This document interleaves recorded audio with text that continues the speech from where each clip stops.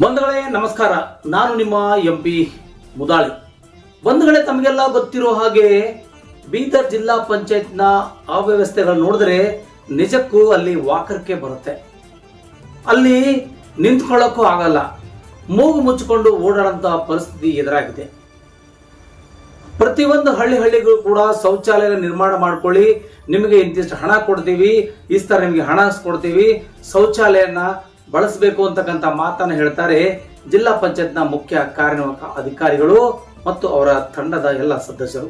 ಆದರೆ ಜಿಲ್ಲಾ ಪಂಚಾಯತ್ನಲ್ಲಿ ಹೋದರೆ ವಾಕರಿಕೆ ಬರುತ್ತೆ, ಮೂಗು ಮುಚ್ಚಿಕೊಂಡು ಓಡಾಡುವಂತ ಪರಿಸ್ಥಿತಿ ಎದುರಾಗುತ್ತೆ. ಹಂತದರ ಮಧ್ಯೆಯಲ್ಲಿ ಜಿಲ್ಲಾ ಪಂಚಾಯತ್ನ ಮೇಲ್ಭಾಗದಲ್ಲಿರುವಂತಹ ಈ ವ್ಯವಸ್ಥೆ ನೋಡಿದ್ರೆ ನಿಜಕ್ಕೂ ಅಲ್ಲಿ ನಿಂತ್ಕೊಳ್ಳೋಕ್ಕೂ ಆಗಲ್ಲ, ಮೂಗು ಮುಚ್ಚಿಕೊಂಡು ಓಡಾಡುವಂತ ಪರಿಸ್ಥಿತಿ ಕೂಡ ಎದುರಾಗ್ತಾ ಇದೆ. ಯಾರು ಕೂಡ ಹೇಳ್ಕೊಳ್ಳಕ್ಕೆ ಆಗ್ತಾ ಇಲ್ಲ.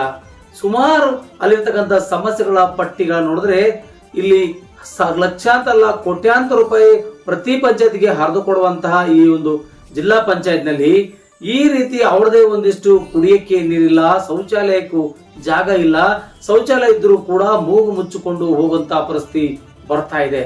ಬಂಧುಗಳೇ, ನಿಮಗೆ ಒಂದು ನಾವು ಶೌಚಾಲಯ ತೋರಿಸ್ತೀವಿ. ಆ ಶೌಚಾಲಯದ ಮುಂದೆ ಏನ್ ಬರೆದಿದ್ದಾರೆ ಎಂಬುದನ್ನ ನೀವೊಂದಿಷ್ಟು ನೋಡಿ.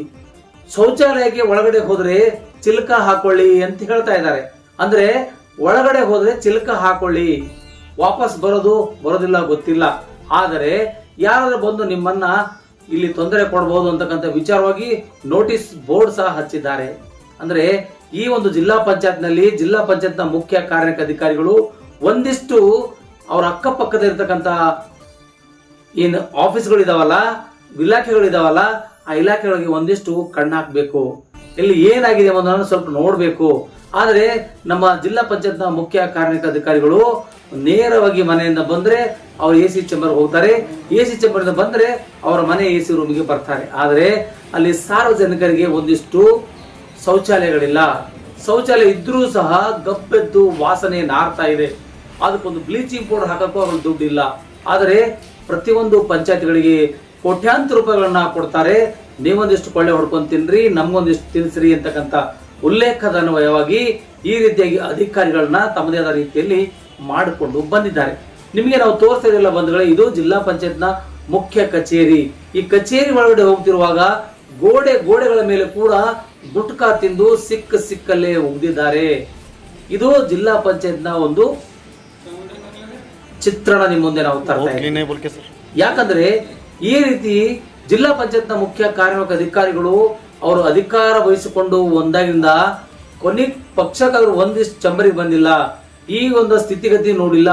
ಯಾವುದೇ ಆಫೀಸ್ ಅವ್ರ ಪಕ್ಕದಲ್ಲೇ ಇದಾವೆ, ಮುಂದೆನೆ ಇದಾವೆ, ಆದ್ರೂ ಕೂಡ ಅವ್ರು ನೋಡಕ್ ರೆಡಿ ಇಲ್ಲ. ಅಂದಮೇಲೆ ನಮ್ಮನ್ನ ಯಾರು ಕೇಳ್ತಾರೆ ಅಂತಕ್ಕಂಥ ಆಲೋಚನೆಗೆ ಬಂದು ಬಿಟ್ಟಿದ್ದಾರೆ ಈ ಅಧಿಕಾರಿಗಳು. ಇದು ನಿಮಗೆ ಯಾಕೆ ನಾವು ತೋರಿಸ್ತಾ ಇದ್ದೀವಿ ಅಂದ್ರೆ ಇದು ಬೀದರ್ ನಗರದ ಜಿಲ್ಲಾ ಪಂಚಾಯತಿಯ ಅವಾಂತರ ಅಂತ ನಾವು ಹೇಳಬಹುದು. ಯಾಕಂದ್ರೆ ಇಲ್ಲಿ ಅಧಿಕಾರಿಗಳು ಯಾರು ಕೇಳೋರಿಲ್ಲ. ತಮ್ಮ ಮನಸ್ಸಿಗೆ ಬಂದ ಹಾಗೆ ಅವರೇ ಗುಟ್ಕಾ ತಿಂದು ಬಂದು ಅವರೇ ಉಗಿತಾರೆ, ಅವರೇ ಕೂಡ ಅಲ್ಲಷ್ಟೊಂದು ಗಲೀಜ್ ಮಾಡ್ತಾರೆ.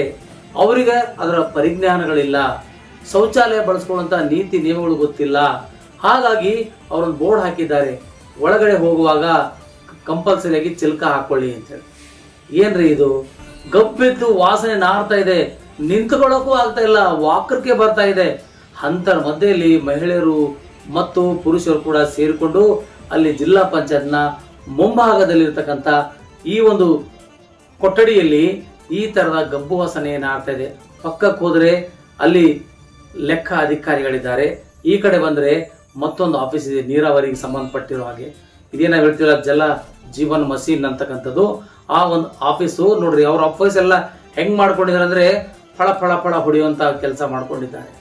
ಕೋಟ್ಯಾಂತರ ರೂಪಾಯಿ ಬಂದಿತ್ತು, ಮನಸ್ಸಿಗೆ ಬಂದಾಗ ಗುತ್ತೇರ ಕರೆದ್ಬಿಟ್ಟು ಆರಾಮಾಗಿ ಮಾಡ್ಕೊಂಡು AC ರೂಮಲ್ಲಿ ಕೂತ್ಕೊಂಡವ್ರೆ. ಆದರೆ ಮಹಿಳೆಯರಿಗೆ, ಅಲ್ಲಿ ಕೆಲಸ ಮಾಡ್ತಕ್ಕಂಥ ಸಿಬ್ಬಂದಿ ವರ್ಗದ ಮಹಿಳೆಯರಿಗೆ ಶೌಚಾಲಯಕ್ಕೆ ಹೋಗ್ಲಿಕ್ಕೆ ಇಲ್ಲಿ ತೊಂದರೆ ಇದೆ, ಅಲ್ಲಿ ಒಂದಿಷ್ಟು ತಾಪತ್ರೆ ಇದೆ.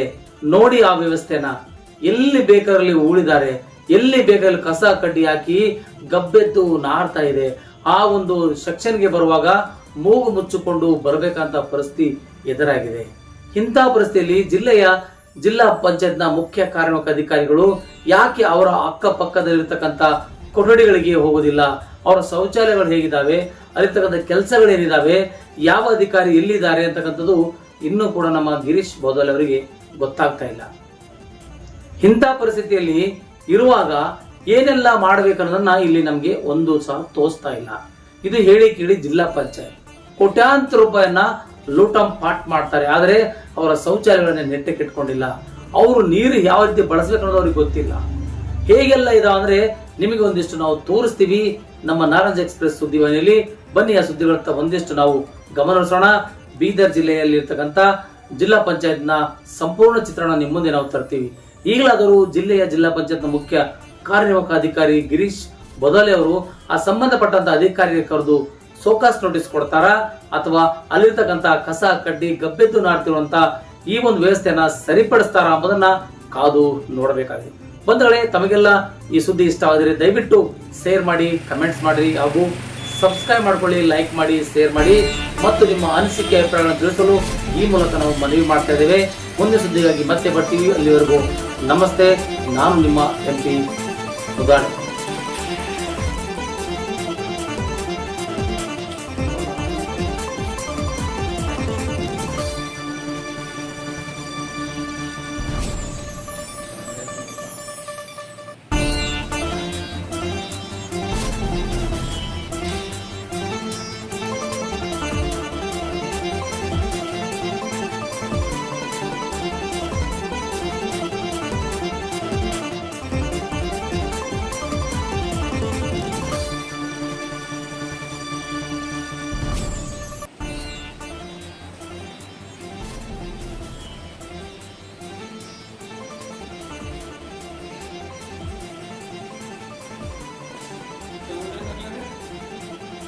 बहुत क्लीन है बोल के सर।